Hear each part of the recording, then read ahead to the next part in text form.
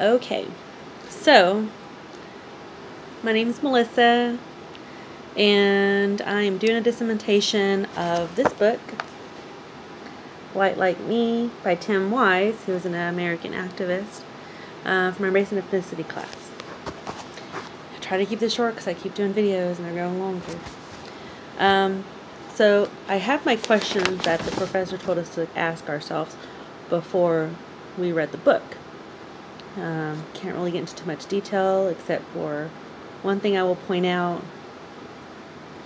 is that while reading this book, I kept wondering if this was what the professor used to dictate how his semester went.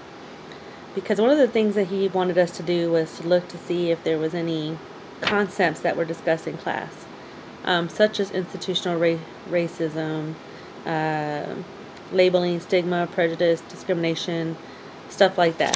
And a few things that I've noticed that as I read was stereotypes, aesthetics, and institutional racism and tracking. Okay, so what I think that Wise's a point that he was trying to communicate to us was that he is a half Jewish, half white man, but his race is seen as white. And because of that, he has a lot more privileges than, let's say, black or Hispanic.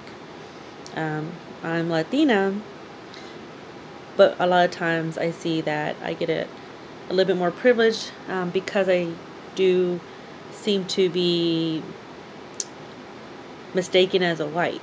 And even then, my race is white, so... couple of anecdotal... I never can say that word. Anecdotes that he mentioned in there to show white privilege was the moment that he was in his middle school, or he was 12 years old. They were trying to do something at school to convince the students to be more Christian or to pray or something like that. And being that he's a Jewish man, got frustrated, fed up, left 10 minutes into the thing, and the principal stops him. And he turns around and tells the principal, speaks his mind, and it's illegal for you to make me pray, and I'm going to call my lawyer on you. Knowing that he doesn't have a lawyer, however, he used his white privilege, because a black man to do that wasn't going to happen.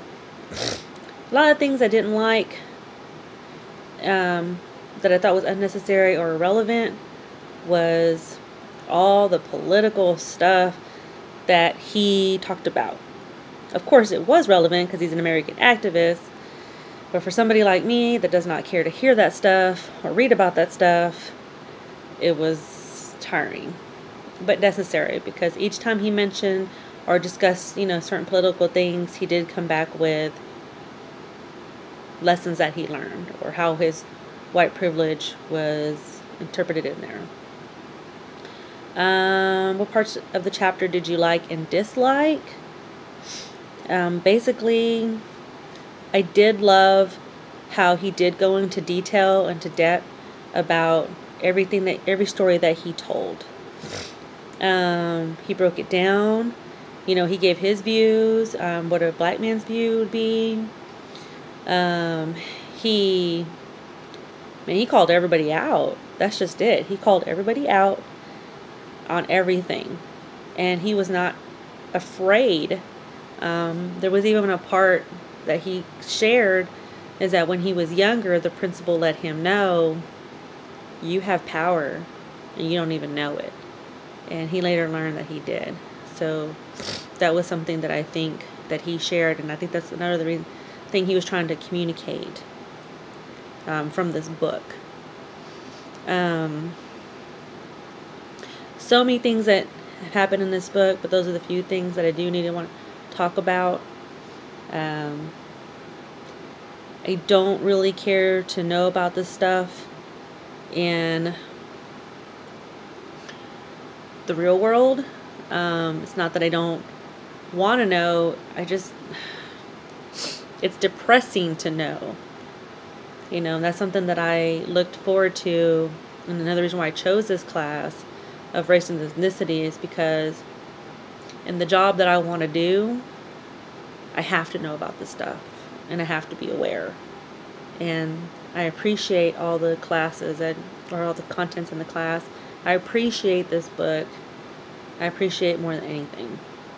And I remember the video that he posted, the white privilege video, when it came up in that week. I read it, or no, sorry, I listened to it, implemented it. I think it was even some questions on the quiz.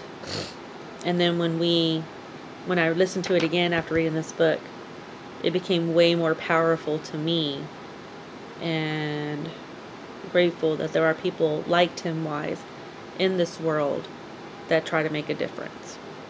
So thank you again.